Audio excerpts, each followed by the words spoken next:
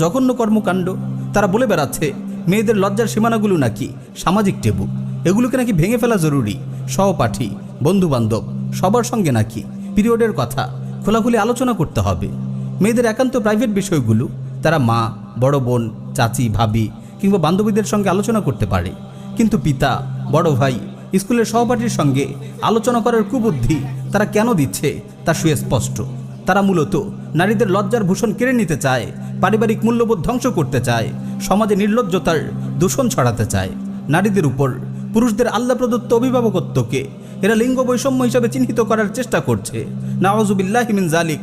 অথচ এই অভিভাবকত্ব নারীর নিরাপত্তা ও মর্যাদার প্রতীক। এছাড়াও তারা বিভিন্নভাবে সমকামীদের মতো মানুষরূপী জানোয়ারদের অধিকারের পক্ষে কথা বলছে, এলজিবিটি আন্দোলনের পক্ষে আওয়াজ তুলছে। নারী অধিকারের নামে তারা মুসলিম সমাজে পাশ্চাত্য পশু সভ্যতার নোংরামি ছড়িয়ে দেওয়ার জন্য কাজ করে যাচ্ছে।